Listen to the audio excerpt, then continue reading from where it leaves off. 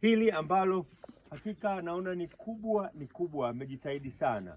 Ukilinganisha na pale, basi tunaona tumeongezeka vizuri sana. Mungu awabariki sana kwa wazo hili jema. Baba Mchungaji, tunakushukuru sana. Ni askofu wa kanisa la Kiinjili la Kilutheri Tanzania KKKT Dayosisi ya Iringa, Daktari Blaston Gavile akiongoza ibada ya kuweka jiwe la msingi katika baadhi ya majengo ya ibada katika usharika wa Ihomini uliopo jimbo la Kaskazini.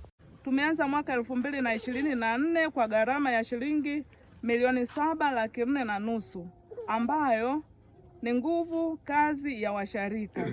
Mwaka 2026 tumepanga kununua tofali na kuanza ujenzi wa kuta. Tunategemea kukusanya jumla ya shilingi milioni 100. Ikiwa milioni 50 mchango kutoka kwa washarika kwa maana ya pesa na nguvu kazi. B, milioni 20 kutoka kwa wazawa.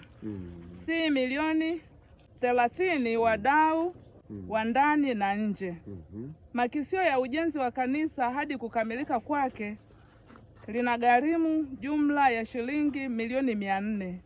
Na tunatarajia kumaliza mwaka 2031. Kanisa hilo lenye uwezo wa kubeba watu 300. Lengo la ujenzi wa kanisa hili: A, ongezeko la washarika. B, kwa kuwa hatuna jengo la kuabudia watoto, kanisa la zamani litatumika kwa ibada yao. C, kanisa lililopo halitoshi wakati wa mkusanyiko kiusharika. Na hapa Askofu Daktari Gavile anahimiza waumini kushikamana katika ujenzi wa nyumba za ibada. Kwa hiyo unapomjengea Mungu nyumba ya ibada, usijiangalie wewe ulivyo, bali muangalie Mungu alivyo. Maanake Mungu ni mkubwa, Mungu ana kila kitu, Mungu ana uwezo, sawa, tumwangalie yeye. Ukijiangalia wewe kwa vile huna hela, kwa vile huna uwezo, unafikiri na kwamba ukijiangalia hivi unaona hili kanisa tutaliweza kabisa. Kwanza miaka hiyo ni mingi mno. Unaona miaka hii ni michache mno.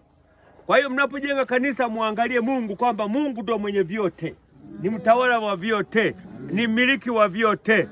Nguvu ya kufanya kazi hii Mungu mwenyewe atatupatia. Na katika vitu unavyopaswa kujibembeleza na kuwa kimbelembele, ukimjengea Mungu nyumba ya ibada. Ukimjengea Mungu nyumba ya ibada, ndugu yangu, hata utakapokuwa umekufa hutapotea, utaonekana hapa. Sababu miongoni mwa yale matofali, na wewe utakuwa tofali moja wapo. Watu watakusikia hapa, watakuona hapa kwenye jengo hili. Jengo hili ambalo tunaabudia sasa hivi, yawezekana mlio wengi hamkujenga. Wapo waliojenga.